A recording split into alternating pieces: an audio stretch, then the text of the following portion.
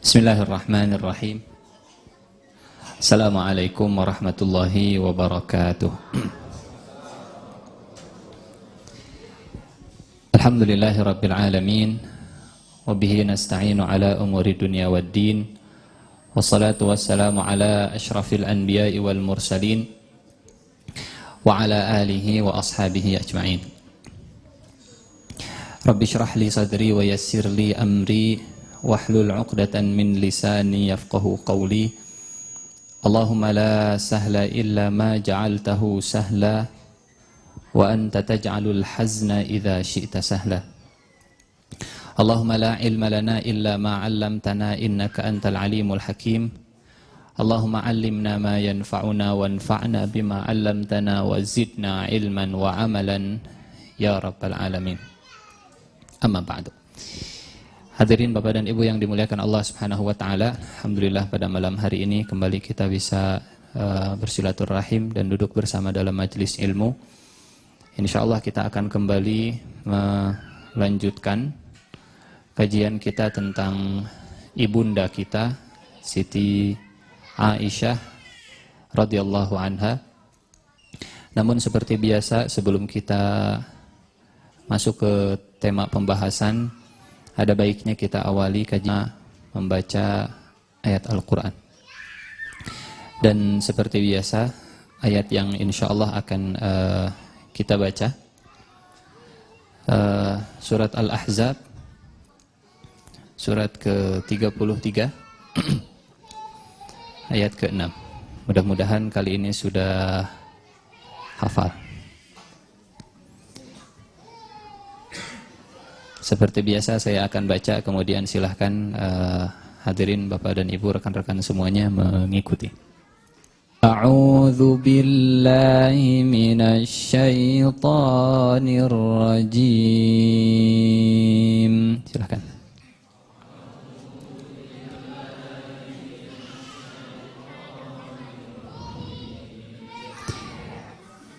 Bismillahirrahmanirrahim.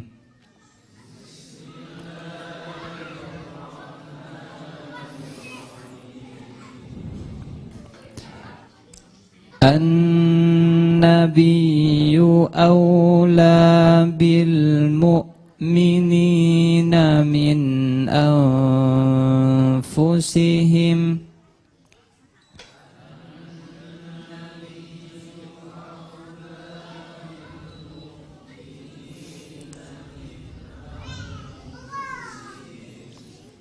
wa azwajuhu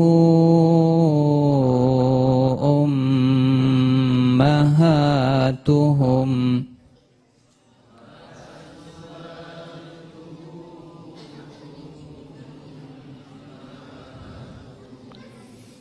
wa ulul arhami ba'duhum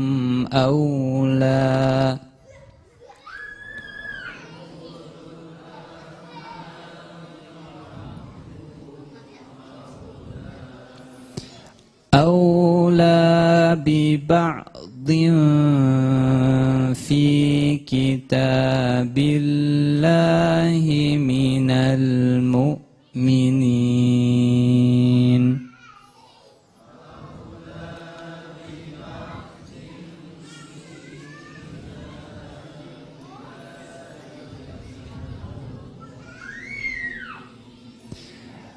Minal mu'minina wal muhajirina illa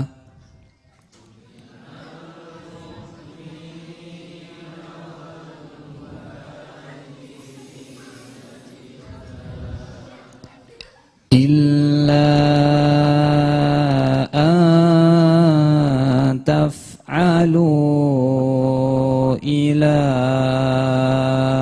awliyaikum ma'rufa.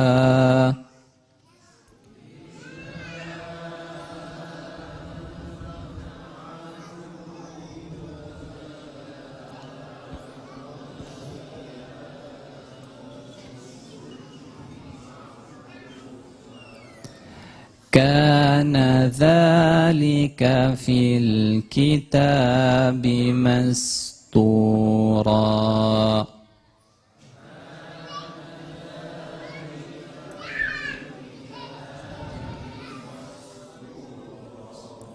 Satu ayat lagi. Ini terkait dengan tema kita. Kita baca surat Al-Mujadilah, surat 58, ayat ke-11. Ayatnya insyaallah sering kita dengarkan, bahkan insyaallah mungkin kita hafal ayat ini. Surat 58, surat Al-Mujadilah atau Al-Mujadalah, ayat ke-11. Ya ayyuhalladzina amanu idza qila lakum tafassahu. Silakan.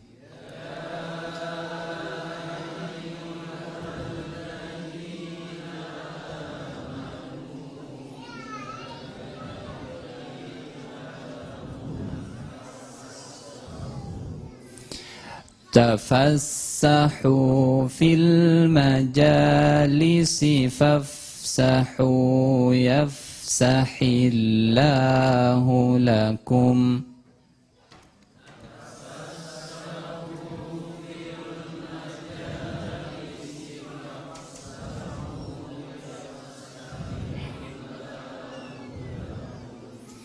Wa idza qila syuzu fasyuzu.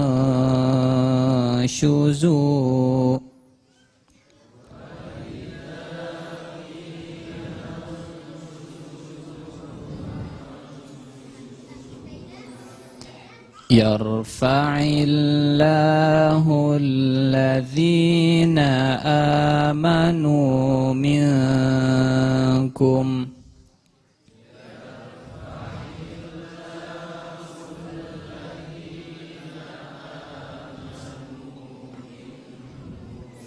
Walladzina utul ilma darajat.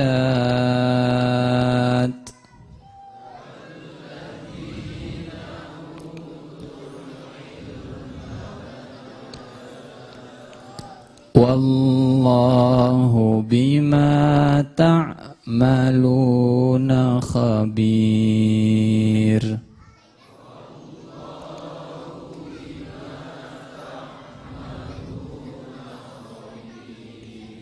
Sadaqallahul azim wa sadaqa rasuluhul karim wa nahnu ala dzalika minasyahidin.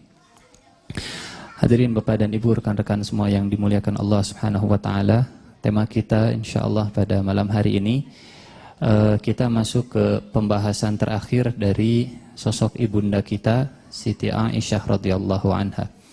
Kita akan mengangkat tema Siti Aisyah sebagai guru para sahabat. Karena insya Allah kita akan fokus kepada usia Siti Aisyah setelah Rasulullah Shallallahu Alaihi Wasallam meninggal.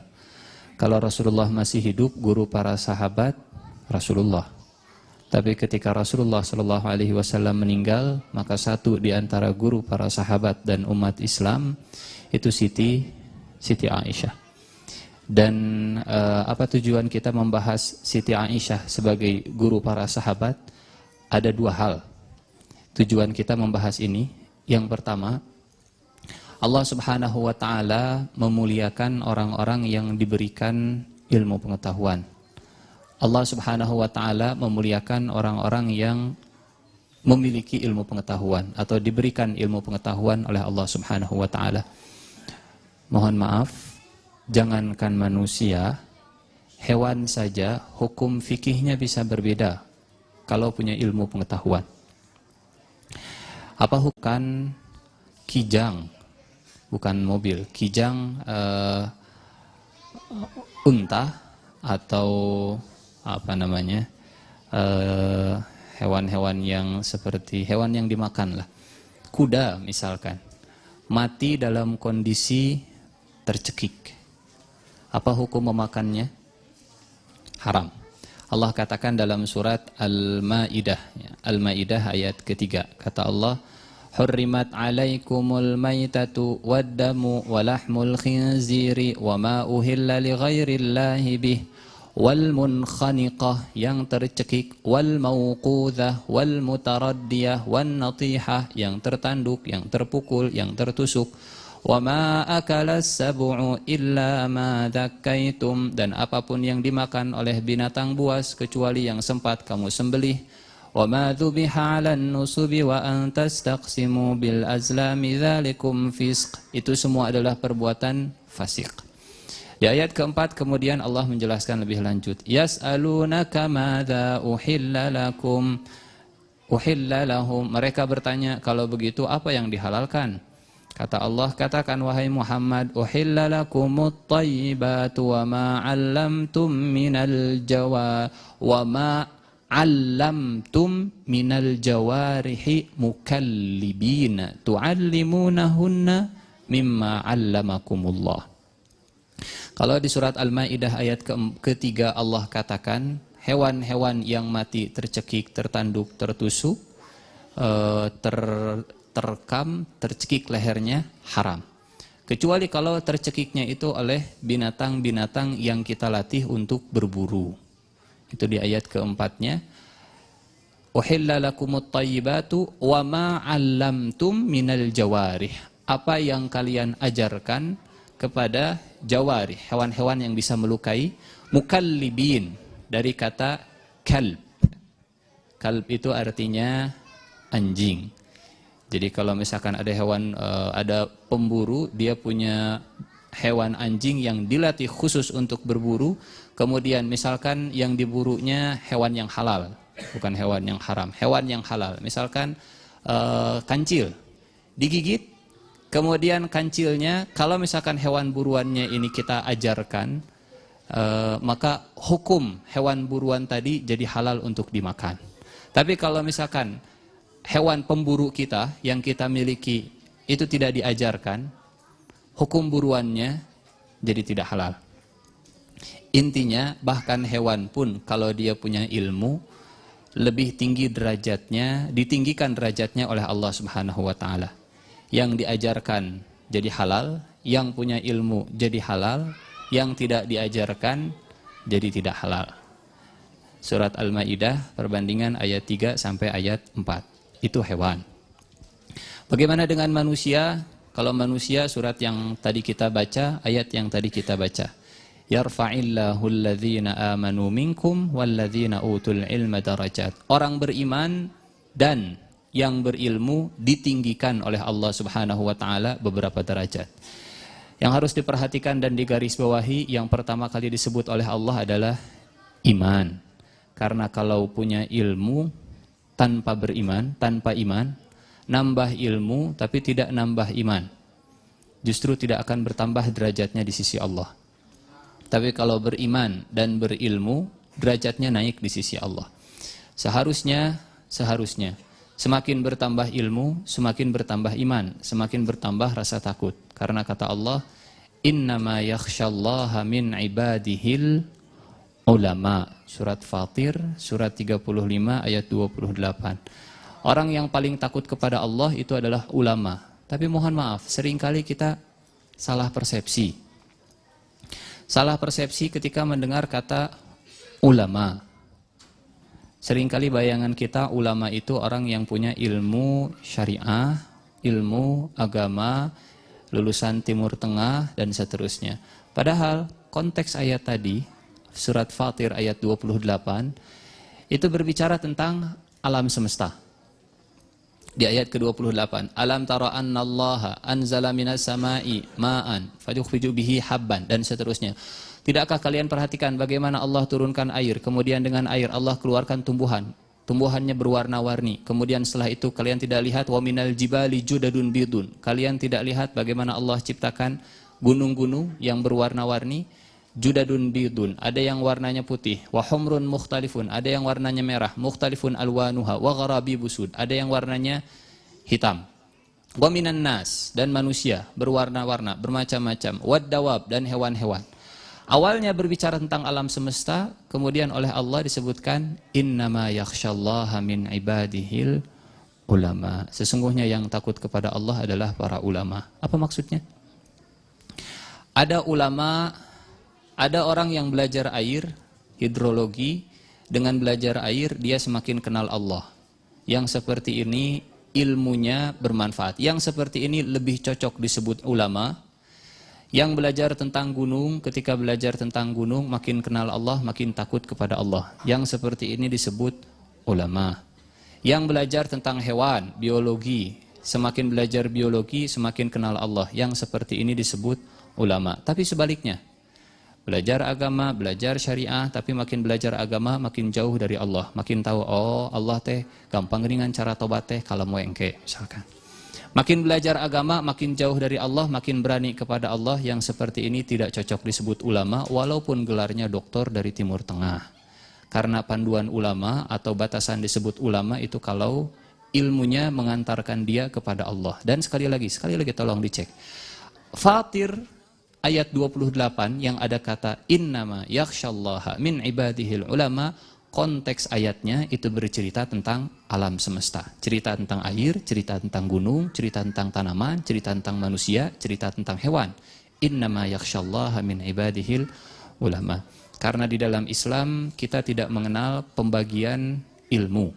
Semuanya adalah ilmu dari Allah Subhanahu wa taala. Tapi yang paling penting, apakah dengan belajar ilmu semakin membuat kita takut kepada Allah? Kalau iya, maka orang yang semakin berilmu, semakin takut Allah, dialah ulama sesungguhnya. Tapi makin belajar agama, makin jauh dari Allah, makin berani kepada Allah, makin tidak beradab, tidak cocok untuk disebut ulama. Maka pantas kalau Allah yang pertama kali sebutkan, yarfa'illahu alladhina amanu minkum walladhina utul ilma darajat. Mestinya menambah ilmu, menambah ketakutan kepada Allah. Lalu kenapa banyak orang yang bertambah ilmu, makin pintar, makin keblinger? Jangan-jangan, ini pendapat pribadi, jangan-jangan ada yang salah dari metode pendidikannya. Misal, kalau di sekolah, ketika dijelaskan tentang hujan turun, siklus air, siklus hujan ketika turun. Anak-anak, bagaimana proses turunnya hujan? Hujan turun itu karena ada matahari. Matahari memanaskan air yang ada di bumi. Air kemudian menguap, berubah jadi awan. Awan kemudian digiring oleh angin ke tempat yang dingin. Kemudian di tempat yang dingin, awan ini berubah menjadi air. Dari tempat yang tinggi, kemudian air mengalir ke bawah, ke dataran rendah, kemudian air kembali lagi ke lautan, kemudian setelah itu dipanaskan lagi. Itu yang kita pelajari. Punten. Saat dulu kita belajar siklus hidrologi, pernahkah kemudian disebutkan, anak-anak, Allah menciptakan matahari. Lalu dengan matahari ini, Allah jadikan air yang ada di bumi menguap. Lalu Allah jadikan uap ini dikumpulkan menjadi awan, rukama bahasa Al-Qur'annya. Kemudian Allah kirimkan angin, anak-anak. Dan angin ini oleh Allah diperintahkan untuk membawa awan ke tempat yang tinggi, ke dataran tinggi. Kemudian Allah jadikan awan ini mendingin, menyublim, kemudian keluar dari sela-sela awan air hujan. Kemudian air hujan ini oleh Allah jadikan sebagai penyubur tanaman. Kemudian air ini oleh Allah alirkan dari dataran tinggi ke dataran rendah, dan oleh Allah dikembalikan lagi air ini ke tempat yang rendah. Yang jadi pertanyaan, adakah Allah disebut dalam siklus hidrologi di pendidikan kita? Ini tubuh manusia. Tubuh manusia terdiri dari kulit, daging, tulang, saraf. Tapi ketika dijelaskan tidak disebutkan satu kali pun kata Allah. Sehingga makin berilmu, tapi makin tidak kenal Allah. Berilmunya makin keblinger. Atau kalau bahasa sekarangnya mungkin sekularisasi pendidikan lah. Dia berilmu, tapi makin jauh dari Allah. Diputus hubungan ilmunya dengan Allah Subhanahu wa ta'ala. Boleh jadi banyak ilmu, tapi tidak menyebabkan rasa takut kepada Allah. Padahal kata Allah, innama yakhsyallaha min ibadihil ulama. Ayat ini bicara tentang gunung, air, dan seterusnya. Mestinya ketika melihat ciptaan Allah membuat kita semakin dekat, makin takut kepada Allah. Ini yang pertama. Nah, ini yang kedua. Yang pertama tentang hewan, bahwa hewan kalau punya ilmu derajatnya lebih tinggi daripada hewan yang tidak punya ilmu. Yang kedua, manusia kalau punya ilmu ditinggikan derajatnya oleh Allah kalau dia beriman. Tapi kalau tidak beriman, Jadinya seperti Qarun dalam surat Al-Qasas. Surat Al-Qasas. Qarun ketika ditanya, Qarun diminta, Qarun berbagilah kepada orang-orang miskin. Apa kata Qarun? Enak aja. Ini harta, innama utituhu ala ilmin indi. Saya dapat harta ini karena saya cerdas, karena saya pintar, karena saya jago marketing, karena saya jago jualan, karena saya jago menghitung, karena saya jago finansial, karena saya bisa menghitung mana strategi yang paling tepat. Innama utituhu ala ilmin indi. Berilmu kalau tidak pakai iman, jatuhnya seperti Qarun. Dan seterusnya. Yarfa'illahu alladhina amanu minkum walladhina utul ilma darajat. Dan ilmu pasti akan memuliakan siapapun, termasuk hewan dan wanita. Allah Subhanahu wa taala tidak pandang bulu, tidak pilih kasih, siapapun yang berilmu pasti akan Allah muliakan, apalagi dengan iman. Sehingga ketika perempuan di masa jahiliyah itu dipandang sebelah mata, di masa jahiliyah perempuan itu 3. Tantangannya 3. Sebelum lahir, ketika muda, dan setelah ditinggal oleh suaminya. Ketika lahir, tantangan perempuan di zaman jahiliyah. Ketika lahir, mereka bertarung nyawa. Dalam surat An-Nahl Allah ceritakan. Kalau perempuan lahir, kalau ada orang keluarga dikasih tahu anaknya perempuan. A'udzubillahi minasyaitonirrajim. Wa idza busyira ahaduhum bil unsa. Apabila mereka diberi kabar yang lahir itu perempuan. Dhalla wajhuhu muswadda. Wajahnya tiba-tiba berubah jadi hitam, muswaddan, dari kata aswad, hajar, aswad, hajar batu, hajar bukan hajar. Jadi ada cerita driver dari Indonesia, majikannya orang Arab, hajar, hajar, hajar, hajar, jebret sekalian. Nah ditubrukun, apa tadi hajar cina? Hajar teh batu. Hati-hati ada batu. Hajar artinya batu, aswad artinya hitam. Muswaddah itu artinya menjadi hitam. Orang-orang Arab zaman jahiliyah dulu kalau dapat berita anaknya itu yang lahir perempuan, wa idza busyira ahaduhum bil unsa dhalla wajhuhu muswaddan. Wajah mereka tiba-tiba berubah jadi hitam. Kenapa jadi hitam? Padahal orang Arab itu rata-rata putih, kemerah-merahan. Dhalla wajhuhu muswaddan wa huwa kadhim. Kadhim itu karena mereka menahan amarah yang sangat. Biasanya kalau marah itu merah, mukanya merah, tapi ini karena saking marahnya jadi hidung. Makanya jangan banyak marah. Dhalla wajhuhu muswaddan wa huwa kadhib.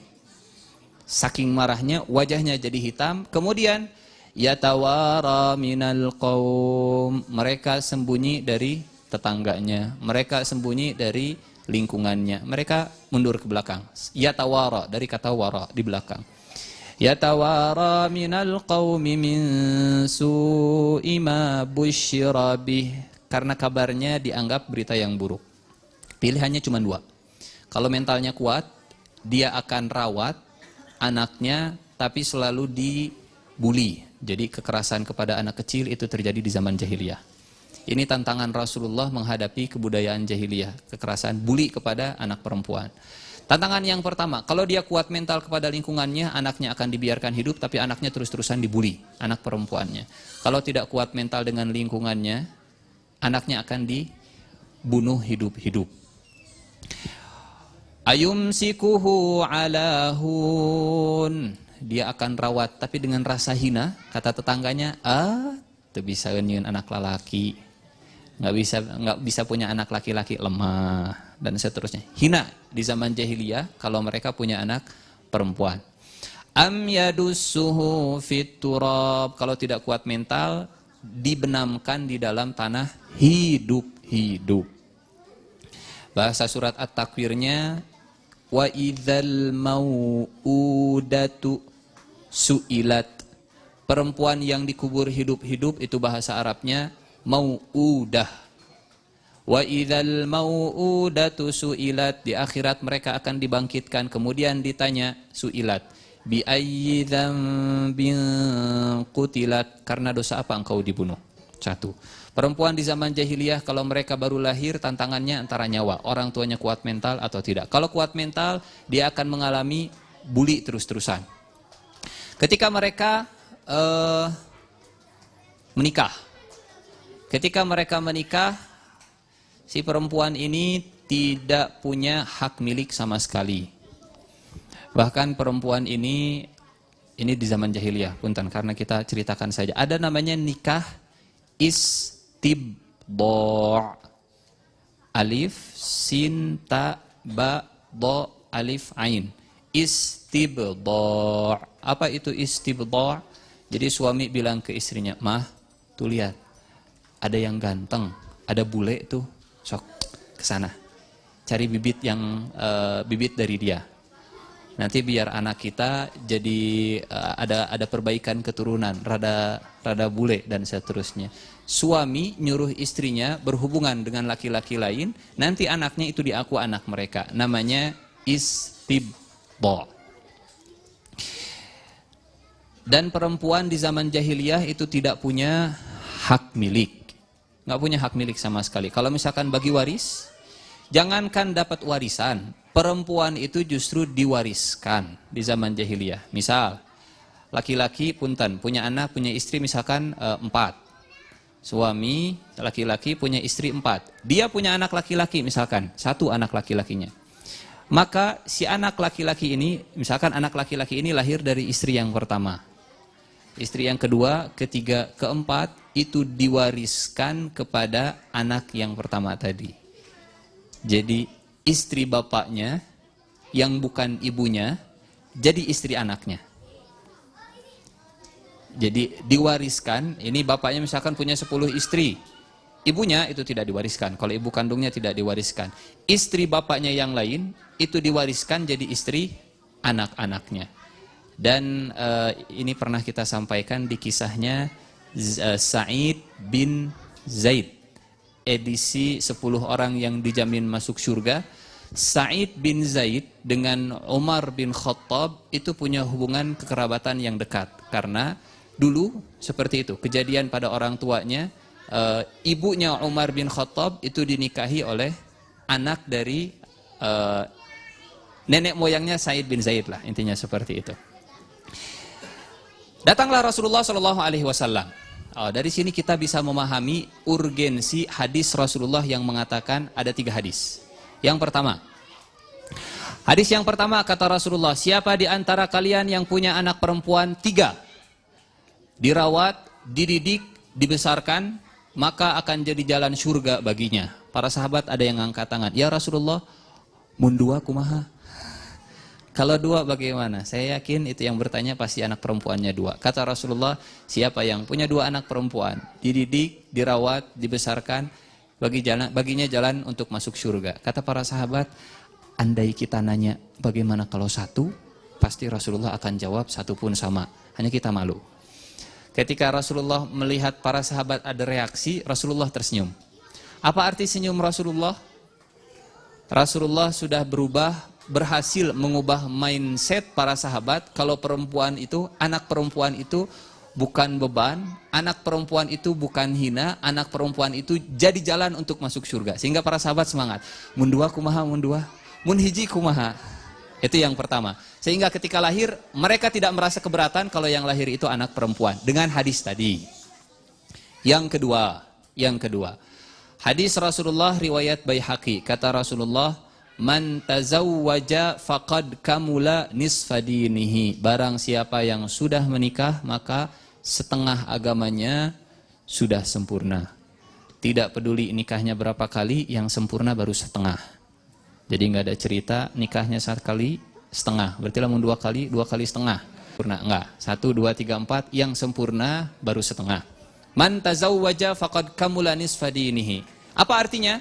Rasulullah berhasil mengubah mindset orang-orang Arab saat itu bahwa perempuan kalau dia lahir dia menjadi jalan surga bagi orang tuanya. Kalau dia dewasa dinikahi dia menjadi penyempurna setengah agama suaminya. Dan kalau dia jadi orang tua, apa kata Rasulullah? Al-jannatu tahta aqdamil ummahat. Surga di bawah telapak kaki ibu. Ketika dia jadi anak, dia jadi jalan. Ketika dia dinikahi, dia jadi penyempurna agama. Ketika dia jadi ibu, dia jadi jalan untuk pintu tengahnya masuk surga itu ada di orang tua. Itu mindset Rasulullah atau upaya Rasulullah untuk mengubah mindset orang Arab jahiliyah bahwa perempuan itu tidak sehina yang kalian fikirkan. Lahirnya jadi jalan surga, dinikahinya jadi setengah penyempurna, setengah agama, dan setelah dia jadi orang tua, dia akan jadi jalan tengah, jalan yang pintu yang paling tengah untuk masuk surga. Apalagi kalau perempuan tersebut memiliki ilmu. Laki-laki sebagai pemimpin perempuan, tapi ketika perempuan punya ilmu, maka perempuan ini punya derajat yang lebih tinggi dari laki-laki. Itu kalau di luar rumah tangga. Siti Aisyah ini salah satunya, guru para sahabat. Yang pertama,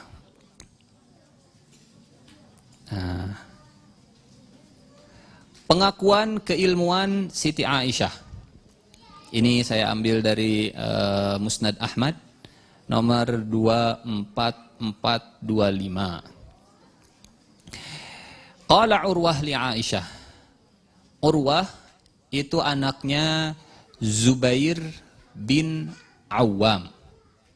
Siapa Zubair bin Awam?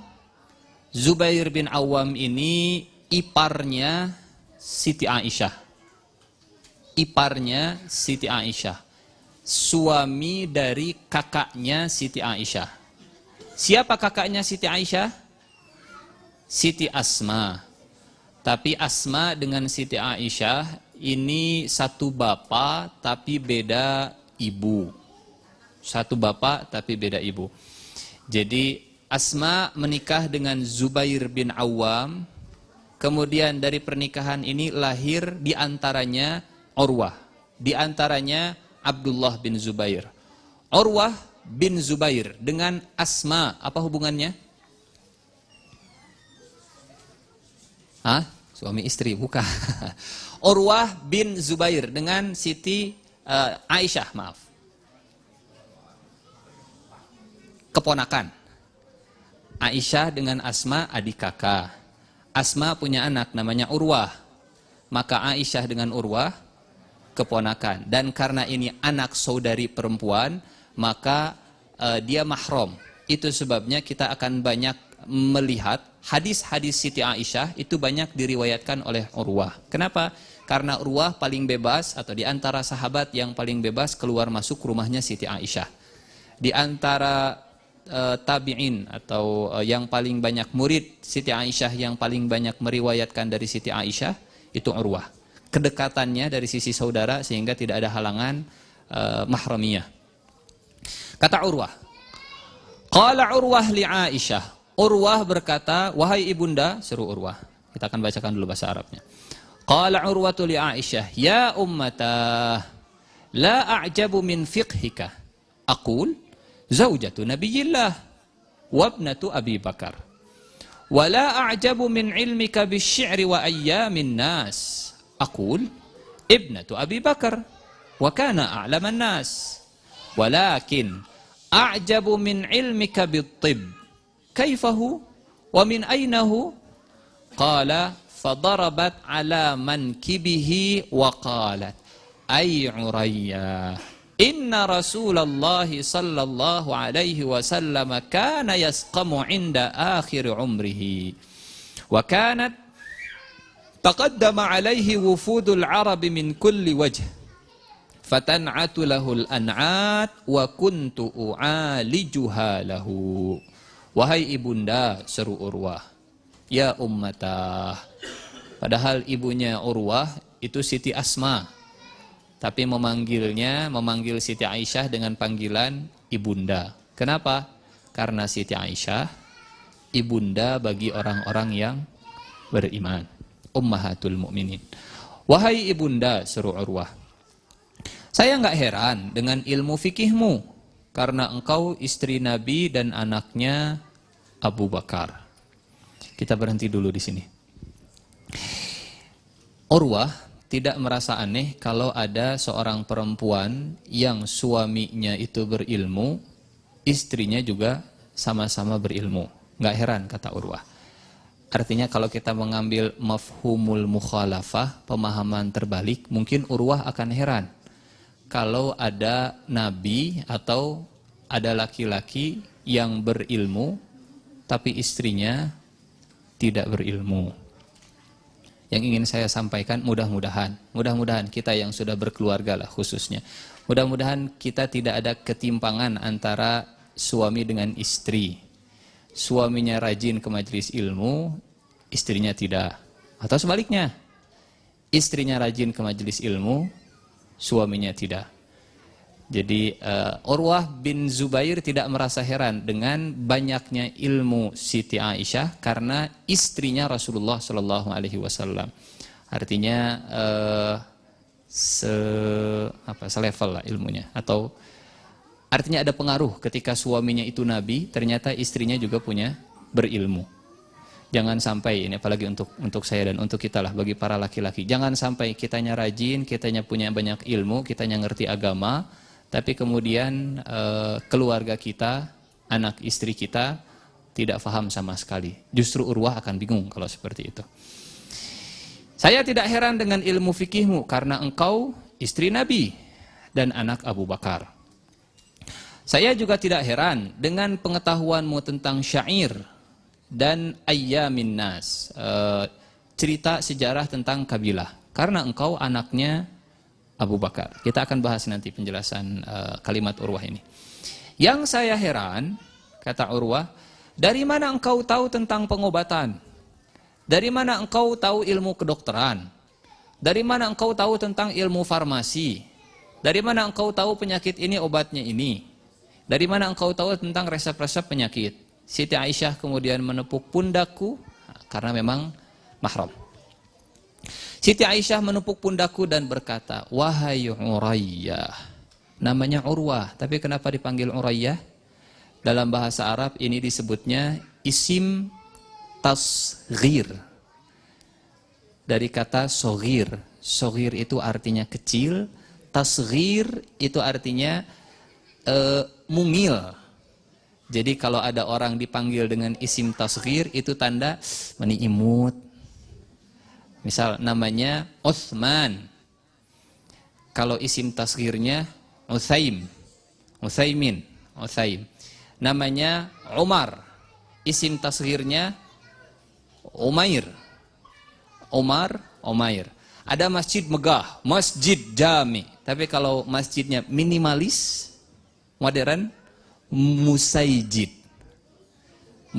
Ada namanya isim tasghir. Jadi panggilan untuk menyebut sesuatu itu mungil, lucu, antik.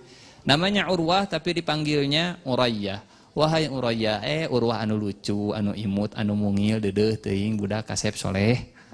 Wahai Urayyah, dulu Rasulullah di akhir usianya sakit dan banyak tamu bangsa Arab yang datang dan memberi resep pada beliau. Dengan itulah aku mengobati Rasulullah.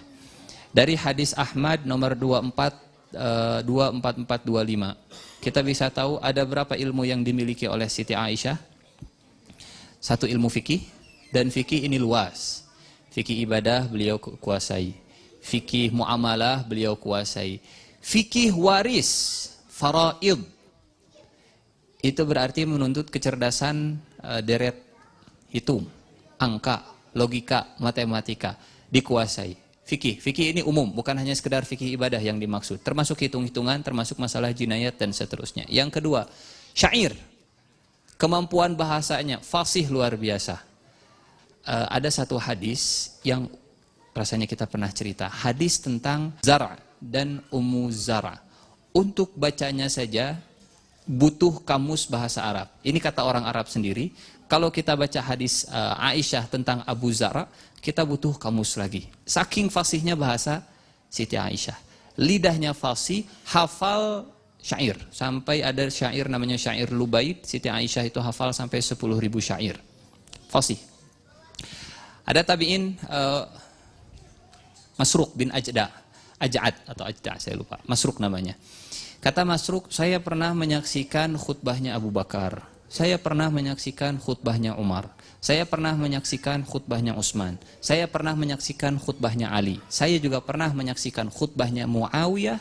Tidak ada yang paling fasih di antara mereka daripada Siti Aisyah. Daripada Siti Aisyah. Bahkan bapaknya kalah fasih dibandingkan anaknya. Saya tidak heran dengan ilmumu, dengan ilmu syairmu, penguasaan bahasa fasihnya Siti Aisyah. Kenapa? Karena engkau anaknya Abu Bakar. Satu, ilmu fikih, ilmu agama. Yang kedua, ilmu bahasa, fasih dalam berbicara, punya retorika yang luar biasa. Nanti kita akan lihat bagaimana metode Siti Aisyah ketika mengajar. Punya metode tersendiri. Siti Aisyah itu sampai menegur Abu Hurairah karena cara ngajarnya di mata Siti Aisyah itu nggak cocok, nggak pas, nggak sesuai. Jadi Abu Hurairah ngomongnya cepat. Kata Siti Aisyah, karena Abu Hurairah ngajarnya di Masjid Nabawi. Siti Aisyah di rumah, Siti Aisyah dengar. Kata Siti Aisyah ke Urwah, kamu nggak heran, nggak takjub, nggak bingung dengan Abu Hurairah? Kalau Rasulullah nggak seperti itu loh cara ngajarnya. Kata Siti Aisyah ke Urwah ketika mendengarkan Abu Hurairah. Nanti akan kita tampilkan. Fikih, bahasa, tarikh, ayyamin nas. Ayyamin nas itu artinya sejarah setiap kabilah. Ayyamin nas. Syair, sejarah, kemudian pengobatan. Ini ilmu yang dimiliki oleh Siti Aisyah. Yang jadi pertanyaan adalah, kita sampai jam 1 menit lagi, 3 menit lagi masih ada. Yang jadi pertanyaan adalah, apa yang menyebabkan ilmu Siti Aisyah begitu luas?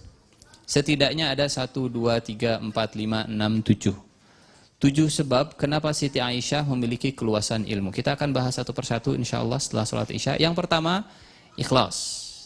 Ini dalilnya surat Al-Ahzab ayat 28 dan hadis Bukhari nomor 3388. Yang kedua, cinta ilmu, surat An-Najm ayat ke-13. Peristiwa ketika surat An-Najm ayat ke-13 ini turun.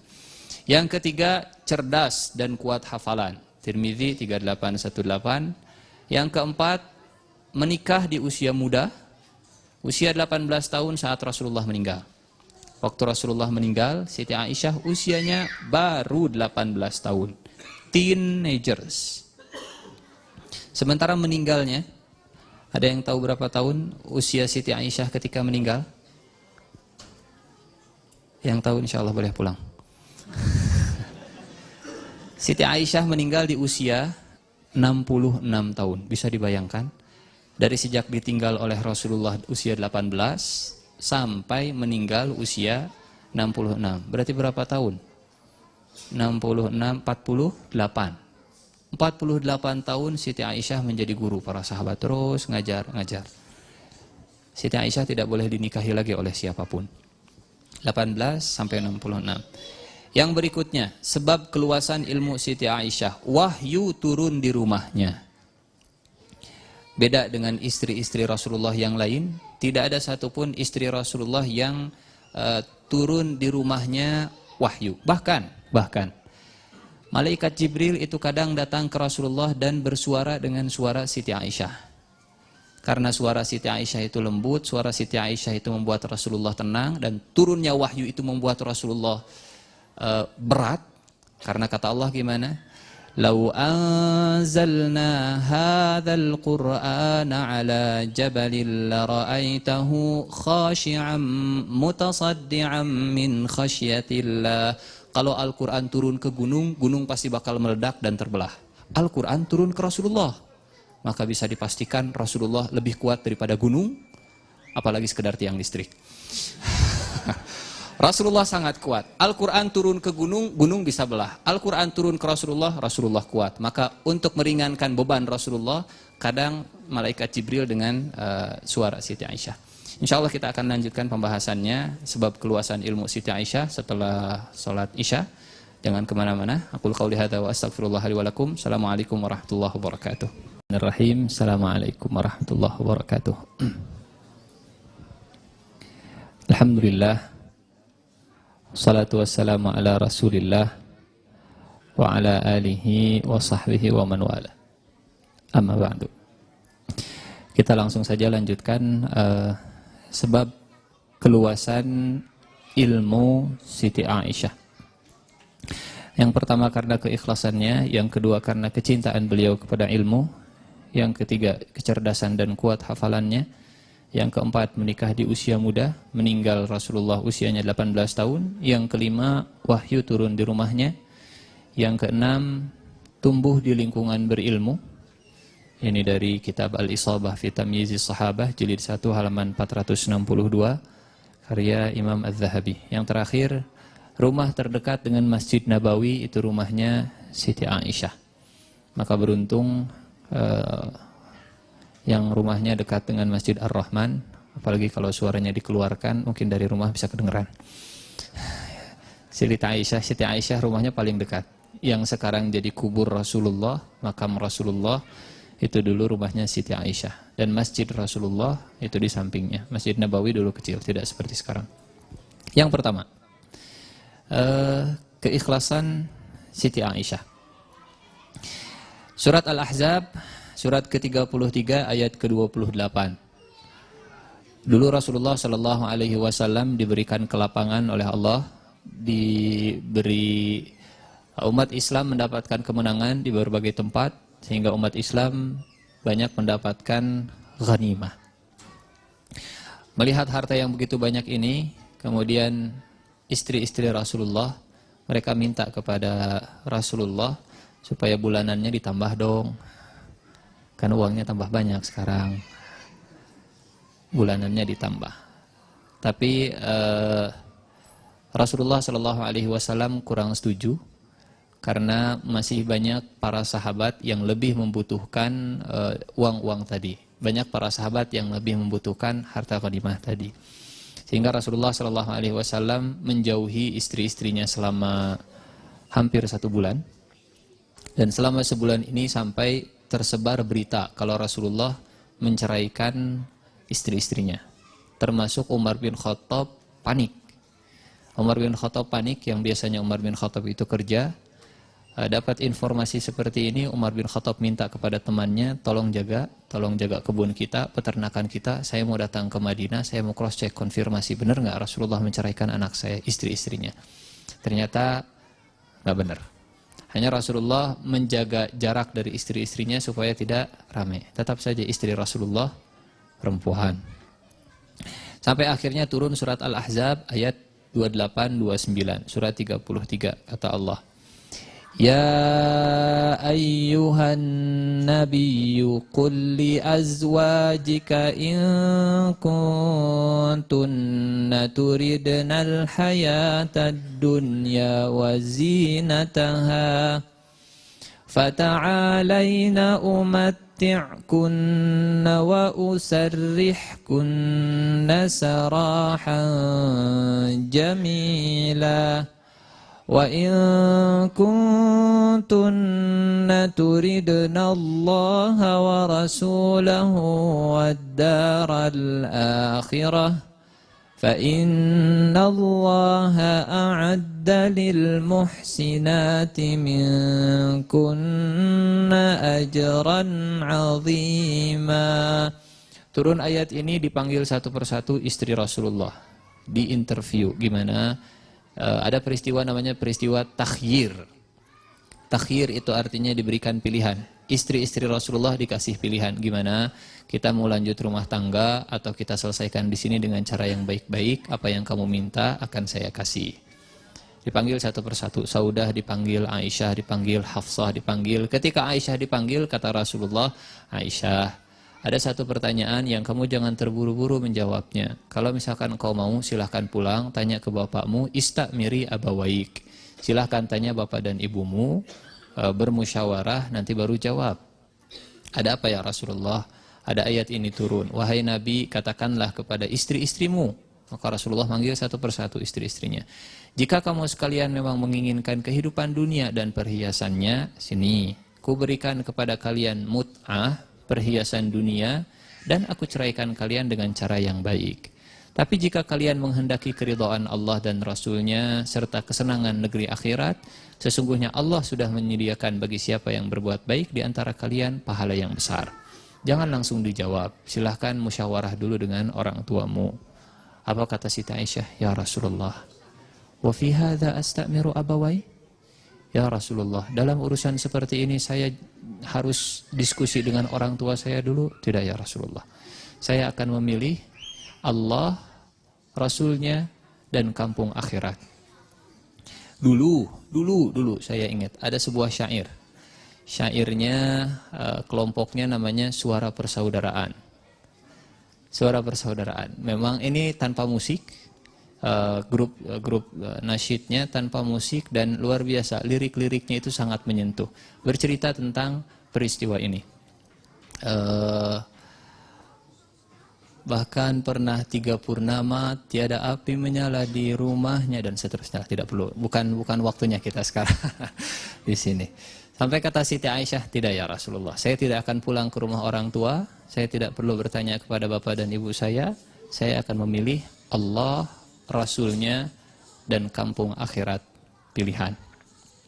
Damailah kembali seluruh kota, musnah fitnah gemuruh murka. Setelah 1 bulan lamanya Rasulullah bermuram durja. Ada yang menyambut di belakang. Itu peristiwanya. Jadi Siti Aisyah lebih memilih Rasulullah daripada harta, daripada dunia. Sudahlah, nggak apa-apa. Ghanimah itu diberikan kepada yang lain. Yang penting saya ingin dengan Rasulullah. Bukti keikhlasan Siti Aisyah ingin tetap bersama dengan Rasulullah walaupun tidak mendapatkan bagian dari ghanimah yang banyak tadi. Ini yang pertama. Dan keberkahan keikhlasan ini kemudian diganti oleh Allah dengan ilmu yang begitu banyak yang didapatkan dari Rasulullah sallallahu alaihi wasallam. Ini yang pertama, keikhlasan. Yang kedua, cinta ilmu. Cinta ilmu. Apa buktinya Siti Aisyah cinta ilmu? Kalau kata anak muda sekarang, Siti Aisyah itu kepo. Knowing every particular object. Kepo. Siti Aisyah itu banyak bertanya kepada Rasulullah apapun yang membuat Siti Aisyah penasaran. Dan Rasulullah tidak pernah Rasulullah tidak pernah menghardik. Rasulullah tidak pernah mengatakan, "Shh, pamali." Nah. Ada satu surat yang melarang kita, kalau ada yang bertanya, jangan hardik. 3-on-3. Yang pertama, alam yajidka yatiman fa'awa wa wajadaka dhallan fahada wa wajadaka ailan fa'aghna. 3. Fa'ammal yatima fala taqhar wa ammas sa'ila fala tanhar wa amma bi ni'mati rabbika fahaddits. Ini 3 saling berpasangan. Alam yajidka yatiman fa'awa. Bukankah dia mendapatimu dalam kondisi yatim wahai Muhammad dan dia menaungimu? Engkau tinggal awalnya dengan Siti Halimah, kemudian tinggal dengan Siti Aminah, kemudian tinggal dengan Abdul Muttalib, kemudian tinggal dengan Abu Talib, kemudian pindah ke rumahnya Siti Khadijah. Alam yajidka yatiman fa'awa. Maka dulu engkau yatim wahai Muhammad, maka fa'ammal yatima fala taqhar. Kepada orang yatim jangan berbuat kasar. Karena dulu engkau pernah merasakan bagaimana menjadi yatim. Yang kedua, wa wajadaka dhallan fahada. Tuhanmu mendapatimu dalam kondisi dhal, dalam kondisi bingung. Kemudian Tuhanmu memberikan hidayah. Engkau pernah mengalami masa bingung wahai Muhammad, dhal, dan Tuhanmu memberikan. Wa ammas sa'il fala tanhar. Maka siapapun yang bertanya, sa'il dari kata sa'ala yas'alu su'alan, soal. Terjemahkan atau diadopsi ke bahasa Indonesia, soal. Soal itu dari bahasa Arab, su'al.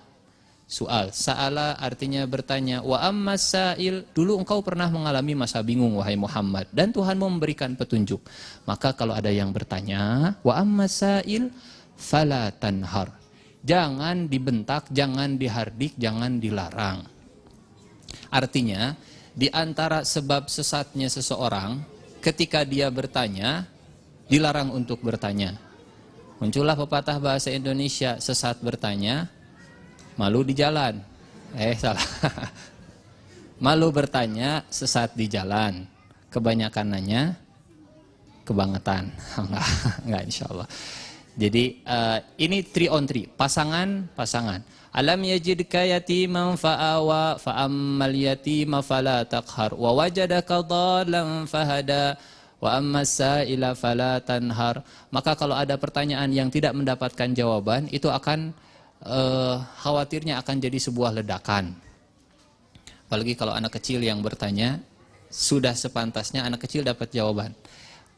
Jangan dilarang untuk bertanya. Ammas sa'il fala tanhar. Dan setiap kali Siti Aisyah bertanya, Rasulullah selalu menjawab. Persis karakter usia muda Siti Aisyah yang selalu penasaran. Ya Rasulullah, ini apa maksudnya? Kalau ini gimana? Rasulullah selalu menjawab. Cinta ilmu itu buktinya dengan banyak setiap penasaran itu selalu diajukan pertanyaannya. Tapi tujuannya untuk mencari kebenaran. Karena pertanyaan itu ada 3 jenis. Ada pertanyaan yang mencari kebenaran, pertanyaan yang memang isti'lam, sifatnya mencari tahu. Ada pertanyaan yang dia sudah tahu, tapi ingin jawaban yang membuat orang lain jadi tahu. Seperti pertanyaan Jibril kepada Rasulullah.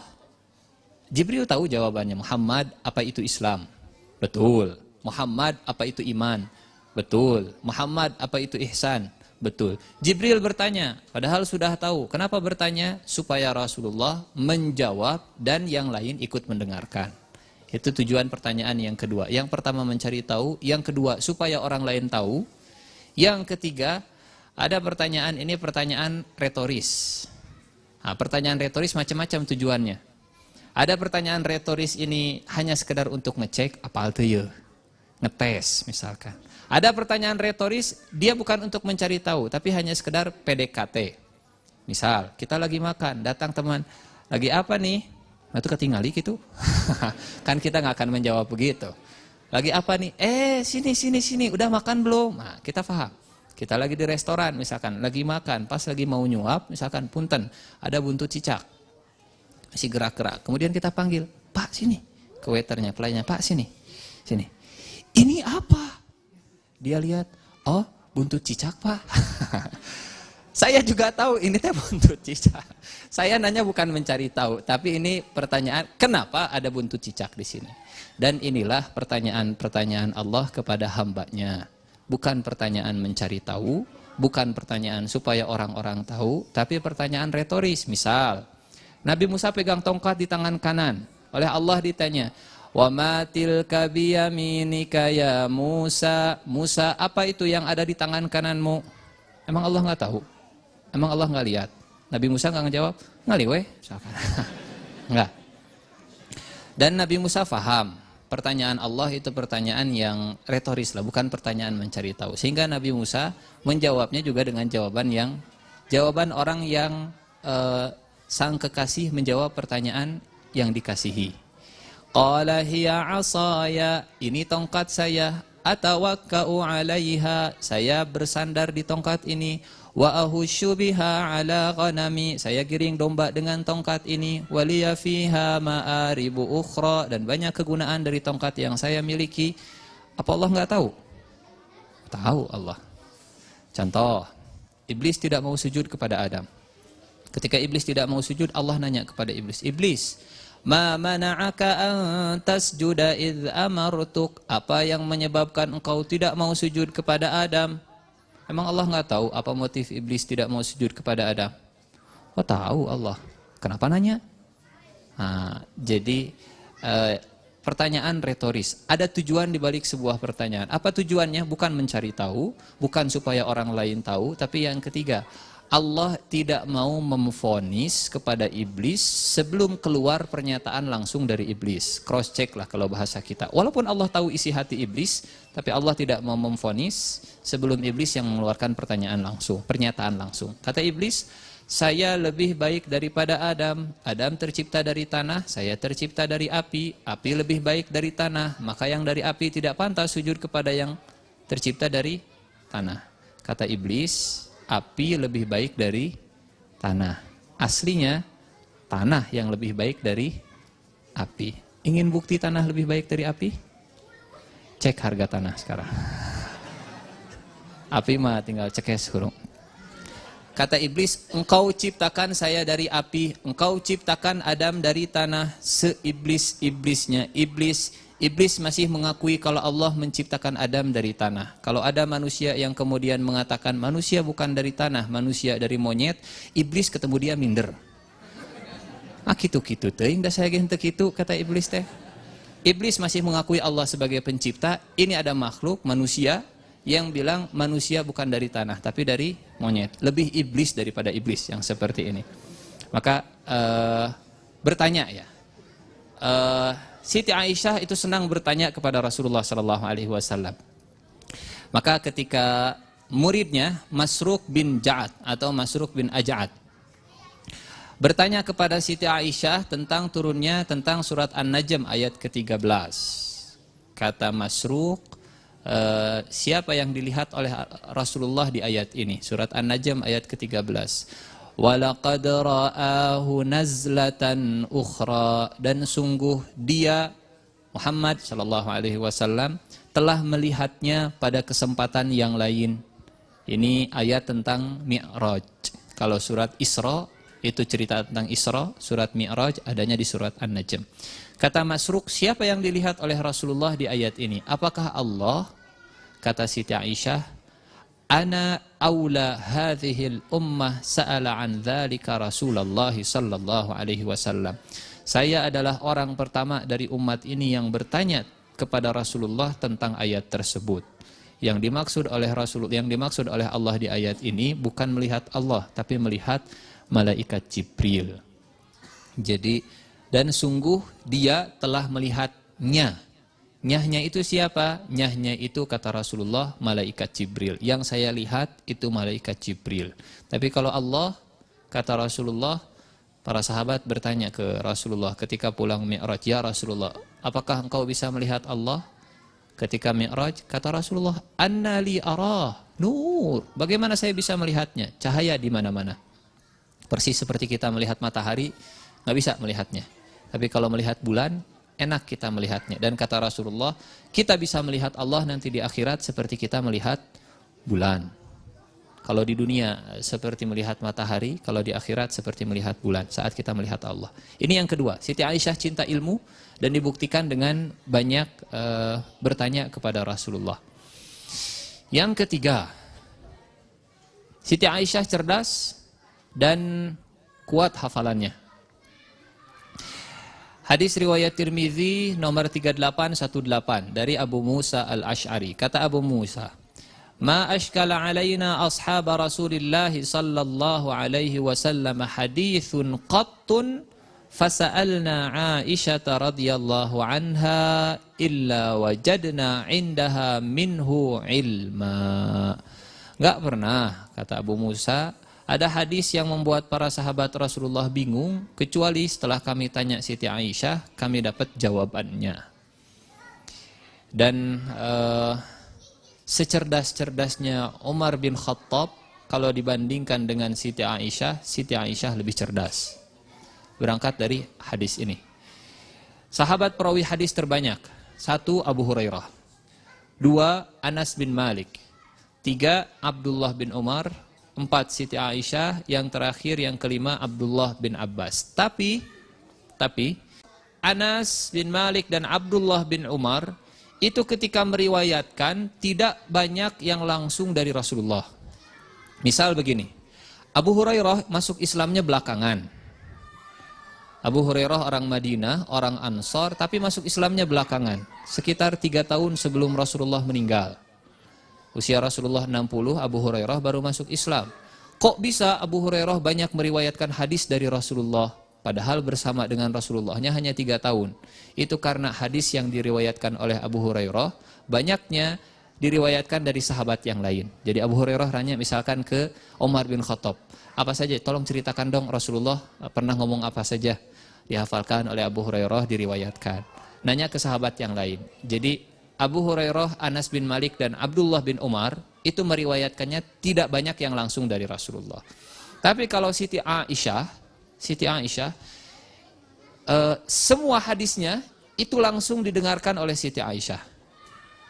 Jadi kalau Abu Hurairah itu meriwayatkan dari Siti Aisyah juga, Anas bin Malik meriwayatkan dari Siti Aisyah juga. Abdullah bin Umar meriwayatkan dari Siti Aisyah. Tapi Siti Aisyah langsung dari telinga Rasulullah Sallallahu Alaihi Wasallam. Sehingga bisa dikatakan kalau Siti Aisyah ini banyak riwayat yang tidak dimiliki oleh riwayat yang lain.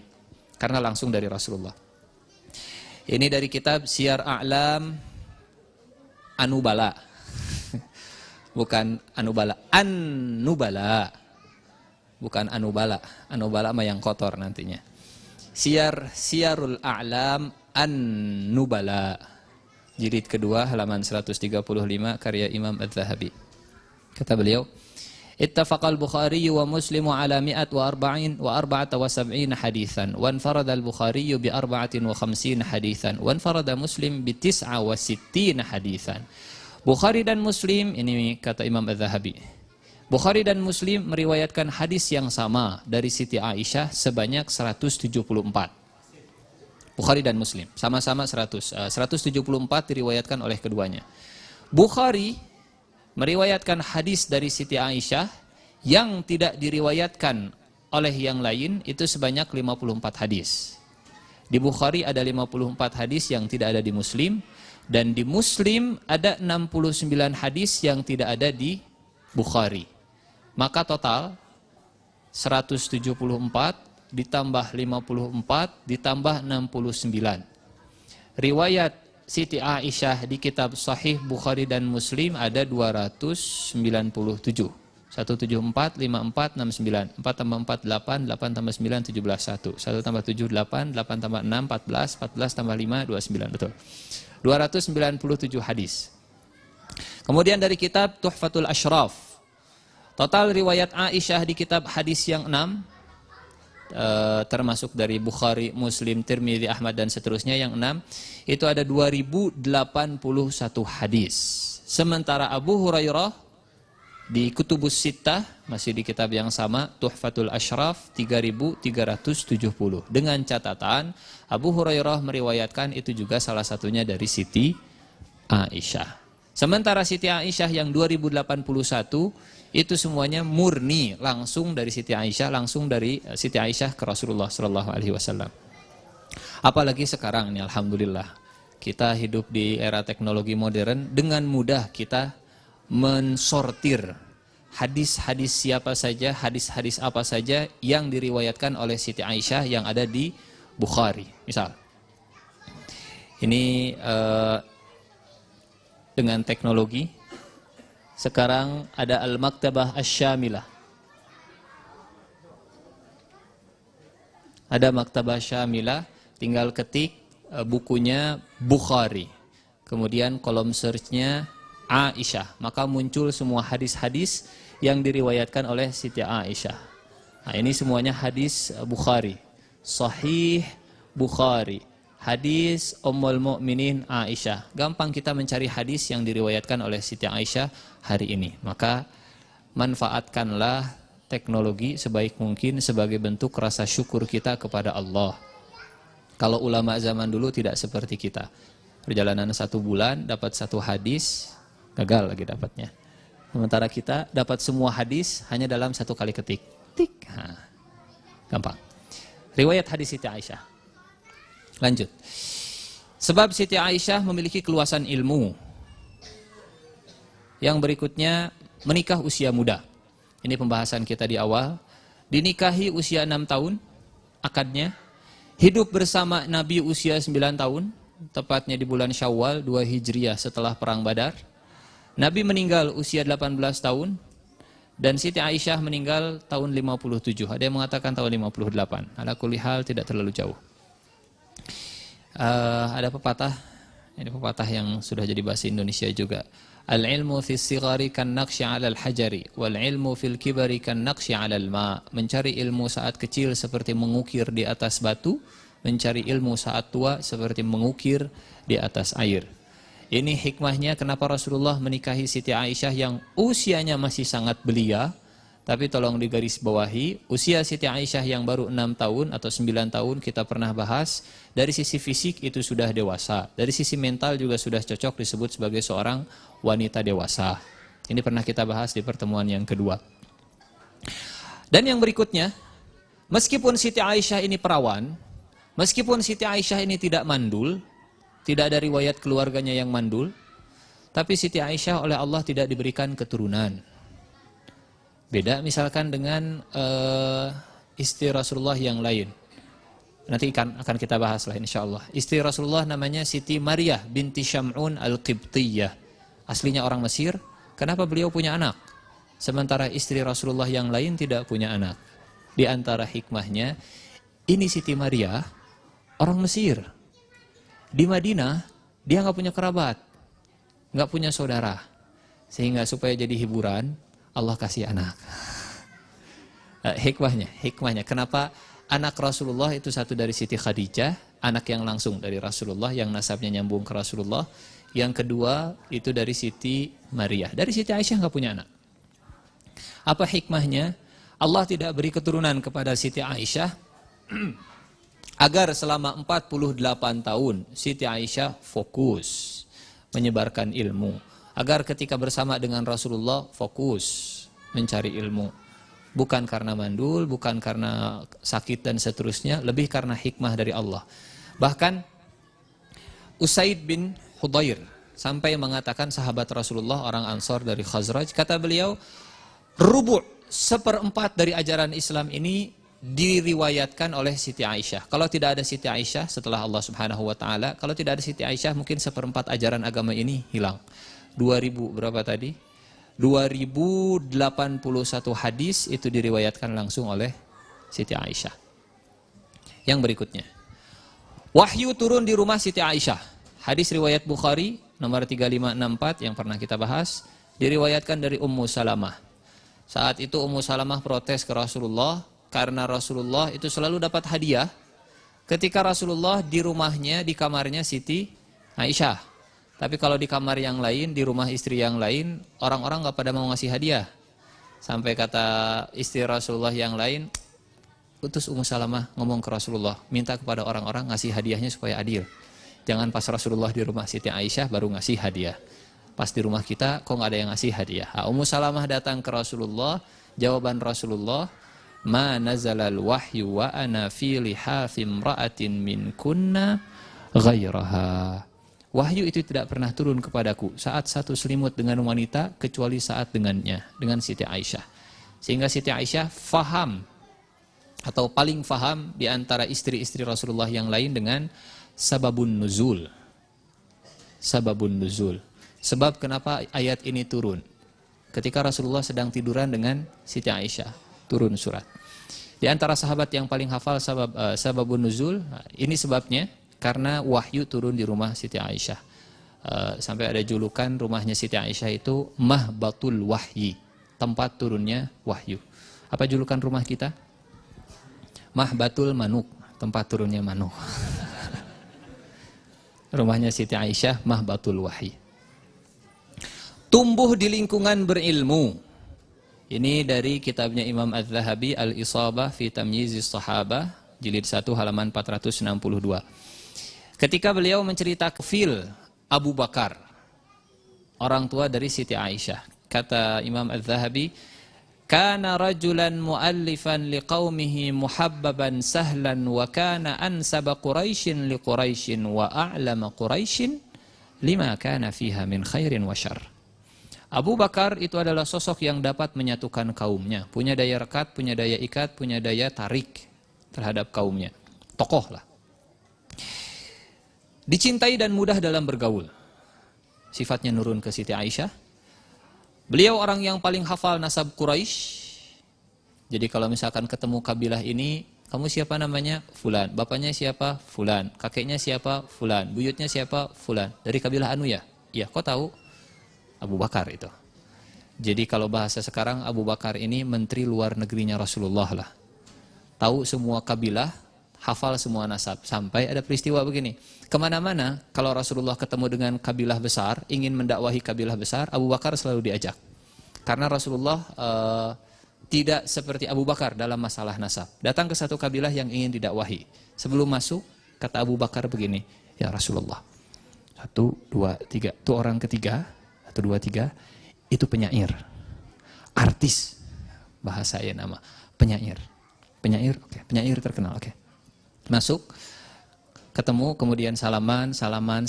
Ketika disebut, misalkan namanya Zuhair. Siapa namanya? Saya Muhammad. Saya Zuhair. Zuhair, asyair. Artis teh, iya teh. Padahal Rasulullah baru tahu bieu. Baru tahu tadi, dikasih tahu oleh Abu Bakar. Kata yang tadi, kata Zuhair tadi, kata yang disalami, saya tidak pernah bahagia sebahagia ketika saya dikenal sebagai penyair oleh Muhammad. Padahal baru tahu tadi Rasulullah juga. Jadi memanfaatkan atau memberdayakan ilmunya Abu Bakar dalam bidang nasab untuk dakwah. Kalau misalkan diangkot, Rano Karno ya? Bukan. Rano Karno ya? Bukan. Bapak Rano Karno ya? Bukan. Rano Karno. Kesel. Iya Rano Karno. Emang kenapa? Kok nggak mirip? Agak. Itu Siti Aisyah. Maaf, Abu Bakar. Orang yang paling hafal nasab Quraisy dan paling tahu informasi baik dan buruk tentang suatu kabilah. Ini yang tadi kita sampaikan di awal ketika Urwah bin Zubair mengatakan, saya nggak aneh kamu tahu tentang ayyamun nas, hari-hari orang, karena bapakmu itu Abu Bakar, orang yang berilmu. Sehingga wajar kalau Siti Aisyah itu cerdas, Siti Aisyah itu wawasannya banyak. Bahkan sebelum ketemu dengan Rasulullah SAW, Siti Aisyah punya wawasan seperti ini. Nikah dengan Rasulullah, potensi kecerdasannya dikembangkan. Itulah hebatnya Rasulullah SAW. Ketika menikah, tahu potensi istrinya cerdas, dikembangkan. Dan kalau ada pepatah mengatakan di balik setiap laki-laki hebat ada perempuan hebat, kalau Siti Aisyah sebaliknya. Di balik perempuan yang hebat ada laki-laki yang hebat. Siti Aisyah hebat itu karena Rasulullah yang faham, oh ini cerdas luar biasa. Diberdayakan oleh Rasulullah sehingga menjadi perempuan yang cerdas. Orang tua yang berlatar belakang pendidikan tinggi seperti Abu Bakar membentuk kecerdasan Siti Aisyah. Kita masuk ke sesi yang terakhir. Karena Siti Aisyah ini gurunya para sahabat, kita akan melihat seperti apa sih metode Siti Aisyah ketika menjadi guru bagi para sahabat. Setidaknya ada 3. Ini globalnya ada 3. Yang pertama, Siti Aisyah bertahap dan tidak tergesa-gesa. Hadis Bukhari 3375. Yang kedua, praktek. Yang ketiga, memaparkan dalil dan argumentasi. Yang pertama, kita percepat. Hadis riwayat Bukhari nomor 3375. Fa'an Urwah, kembali dari Urwah bin Zubair bin Awam. Siti Aisyah berkata, Fa'an Urwata anna Aisyah radhiyallahu anha qalat mustankiratan. Ala yu'jibuka Abu Hurairah? Ja'a fajalasa ila janibi hujrati. Yuhaddithu an Rasulillah sallallahu alaihi wasallam. Yusmi'uni dhalik wa kuntu usabbih. Faqama qabla an aqdiya subhati. Walau adraktuhu laradadtu alaihi. Inna Rasulullah sallallahu alaihi wasallam lam yakun yasrudul haditha kasardikum. Dari Urwah, Siti Aisyah berkata dengan penuh pengingkaran. Apa kau tak heran dengan Abu Hurairah? Ini pengingkaran Siti Aisyah bukan pengingkaran yang haram. Jadi masing-masing punya metode, masing-masing punya gaya, tapi menurut Siti Aisyah, caranya Abu Hurairah itu kurang efektif. Bukan haram, hanya menurut Siti Aisyah lebih paham dalam, lebih pandai, lebih cerdas, karena Siti Aisyah langsung didikan Rasulullah SAW. Kata Siti Aisyah, apa engkau tak heran dengan Abu Hurairah? Dia datang, lalu duduk di samping kamarku. Maksudnya di mana? Di Masjid Nabawi. Karena tadi kita sampaikan, ini Masjid Nabawi, ini rumahnya Rasulullah, samping-sampingan. Datang, lalu duduk di samping kamarku dan menyampaikan hadis Rasulullah hingga membuatku mendengarnya pada saat sholat. Siti Aisyah sedang sholat saat itu. Kalimatnya, wa kuntu usabbih, tapi ditafsirkan, dijelaskan, usabbih maksudnya bukan bertasbih, subhanallah, subhanallah, bukan. Usabbih maksudnya di sini sholat. Ketika saya sholat, kemudian Abu Hurairah mengajar tentang hadis. Belum selesai saya sholat, Abu Hurairah sudah bangkit. Lalu dia berdiri dan pergi sebelum sholatku selesai. Ini ada 2. imma salatnya Siti Aisyah yang panjang atau Abu Hurairahnya yang terlalu cepat tergesa-gesa dalam menyampaikan hadis Rasulullah sallallahu alaihi wasallam. Andai aku dapati dia, maksudnya andai aku selesai sholat dan dia masih ada, akan aku sampaikan bahwa Rasulullah sallallahu alaihi wasallam tidak pernah seperti demikian dalam menyampaikan pembicaraan. Bahasa Siti Aisyahnya, lam yakun yasrudul haditsa kasardikum. Maksudnya tidak menyampaikan hadis itu hanya sekedar menyampaikan. Rasulullah pernah bilang begini, Rasulullah pernah bilang begini, Rasulullah pernah bilang begini, Rasulullah pernah bilang begini. Wassalamualaikum warahmatullahi wabarakatuh. Itu namanya sardul hadis. Menyampaikan secara cepat tapi dia tergesa-gesa lah kalau bahasa kitanya, tergesa-gesa. Siti Aisyah tidak tergesa-gesa. Ketika menyampaikan bertahap.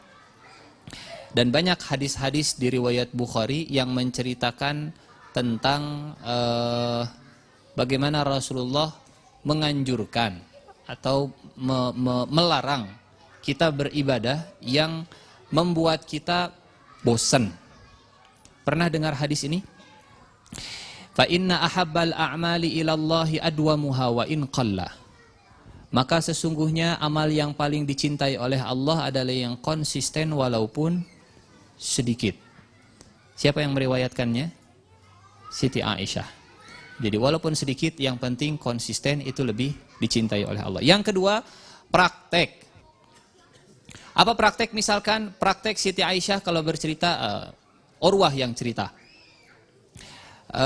Siti Aisyah sedang sholat, membaca ayat famanallahu alaina wa waqana adzabas samum inna kunna min qablu nad'uh innahu huwal barrur rahim, surat At-Tur.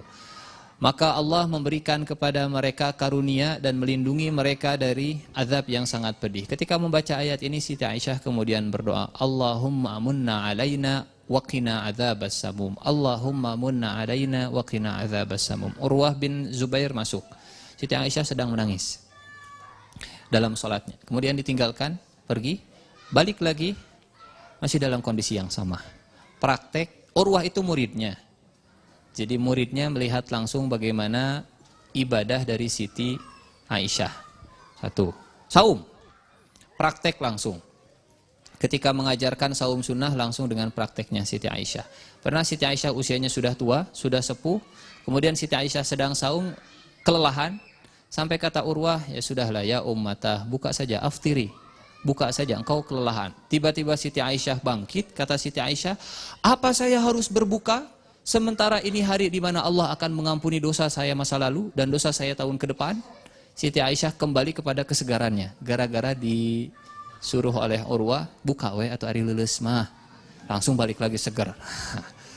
Langsung dipraktekkan. Dan Siti Aisyah ketika saum pernah, ini Urwah, mayoritas yang meriwayatkan, kalau tidak dikatakan semuanya, meriwayatkan itu Urwah. Karena yang paling dekat dengan Siti Aisyah. Siti Aisyah lagi saum. Kemudian datang Umar bin Khattab, jadi khalifah, memberikan Siti Aisyah uang yang banyak. Uangnya, dinarnya, dikumpulkan di, apa kalau bahasa kita itu, boboko, bukan boboko, apa yang gede itu? Bukan baskom, apa? Itulah. Tampia. Yang gede, uangnya ditaruh di situ, kemudian dipanggil orang miskin satu persatu. Dikasih, lagi saum, dikasih. Sampai habis. Kemudian kata pembantunya, kata jariyahnya, untuk kita buka apa? Emang di kulkas nggak ada? Namun ayah nama. Di rumah nggak ada. Kata jariyah, nggak ada. Kata Siti Aisyah, kalau kamu bilang dari tadi mungkin saya sisakan. Ada orang yang saum, sampai dia tidak tahu kalau di rumahnya tidak ada makanan untuk berbuka. Semuanya dikasih. Praktek langsung di depan Urwah bin Zubair. Apalagi prakteknya Siti Aisyah. Siti Aisyah ithar, praktek ithar langsung. Ithar itu mendahulukan orang lain daripada dirinya sendiri. Apa contohnya? Ketika Abu Bakar meninggal, Rasulullah meninggal, kata Siti Aisyah, saya punya keinginan, saya ingin dikubur di samping ayah dan suami saya. Tapi ketika Umar sakit, Umar terbunuh, Umar tertusuk, Umar berdarah, Umar minta tolong tanya ke Siti Aisyah, boleh nggak kalau saya dikubur di samping Abu Bakar? Siti Aisyah punya keinginan dikubur di samping bapaknya. Umar datang atau utusan Umar datang, boleh nggak kalau saya dikubur di samping Rasulullah dan Abu Bakar? Apa kata Siti Aisyah? Ya sudahlah. Siti Aisyah ithar, mendahulukan Umar bin Khattab daripada dirinya sendiri. Akhirnya Umar bin Khattab dikuburkan di samping Abu Bakar. Dan kata Siti Aisyah, mungkin saya harus dikuburkan di samping istri-istri Rasulullah yang lain, karena saya tidak ingin orang-orang nanti punya anggapan saya punya kelebihan dibanding dengan istri Rasulullah yang lain. Tawadhu. Apalagi prakteknya Siti Aisyah, rasa malu. Kata Siti Aisyah, ketika ayah dan suamiku meninggal, saya masuk rumah biasa saja, buka baju biasa, buka kerudung biasa. Tapi ketika Umar bin Khattab meninggal dan dikuburkan di kamarku, Siti Aisyah nggak pernah berani buka baju. Hayaan minhu, malu kepada Umar yang dikubur, padahal sudah meninggal. Saking saking luar biasa sensitifnya Siti Aisyah terhadap masalah aurat, padahal di rumah, padahal itu orang yang sudah mati. Itu Siti Aisyah. Padahal Siti Aisyah juga sudah sepuh usianya saat itu. Umar bin Khattab, usia Siti Aisyah ketika Umar bin Khattab itu sudah di angka 40-an ke atas. Siti Aisyah meninggal usia 66 di zaman Muawiyah bin Abi Sufyan. Jadi usia Siti Aisyah juga sudah tua dan seterusnya lah. Praktek Siti Aisyah langsung di hadapan murid-muridnya. Yang berikutnya memaparkan dalil dan argumentasi. Ini mungkin akan kita ketahui kalau kita membaca hadis Bukhari seperti tadi. Hadis Bukhari, kemudian hadis Muslim, kemudian kita susun, kita cari hadis-hadis yang diriwayatkan oleh Siti Aisyah. Misal, ini hadis diriwayatkan oleh Siti Aisyah. Kana Rasulullah sallallahu alaihi wasallam yu'jibuhu tayammunu fi tana'ulihi wa fi tarajjulihi wa fi sya'nihi kullihi. Rasulullah itu senang mendahulukan yang kanan. Fi tana'ulihi, kalau pakai sendal Rasulullah senang mendahulukan yang kanan, pakai sendal duluan. Fi tana'ulihi wa fi tarajjulihi. Tarajjul itu nyisir, tarajjul ke kanan. Walaupun ini bukan wajib. Artinya kalau misalkan nyisirnya ke kiri atau pakai sendal yang kiri duluan baru kanan, apakah kita berdosa? Haram? Enggak. Itu kebiasaan Rasulullah, senangnya Rasulullah. Atau pakai cincin misalkan Rasulullah di kanan. Pakai jam tangan Rasulullah di kanan. Kalau sekarang ada Rasulullah. Pakai jam tangan di kanan. Serba di kanan lah Rasulullah. Senang mendahulukan yang kanan. Dan seterusnya. Ini hadis-hadis yang diriwayatkan oleh Siti Aisyah. Meninggal di usia 66 tahun di zaman Muawiyah, sakit, dan dikuburkan di Baqiyah, di kota Madinah Al-Munawwarah. Ini mungkin kajian terakhir tentang Siti Aisyah binti Abu Bakar radhiyallahu anha. Mudah-mudahan kita punya bayangan tentang beliau dan mudah-mudahan kecintaan kita kepada beliau semakin besar. Mudah-mudahan kita diizinkan oleh Allah berjumpa dengan beliau di surga nanti, insyaallah. Pertemuan berikutnya kita akan masuk ke Siti Hafsah. Siti Hafsah binti Umar bin Khattab. Insyaallah. Mudah-mudahan Allah panjangkan umur kita, mudah-mudahan ilmu yang diberikan oleh Allah bermanfaat untuk kehidupan kita. Wallahu a'lam bishawab. Aqulu qauli hadza wa astaghfirullah li wa lakum. Mohon maaf atas segala kekurangan. Aqulu qauli hadza wa astaghfirullah li wa lakum. Assalamualaikum warahmatullahi wabarakatuh.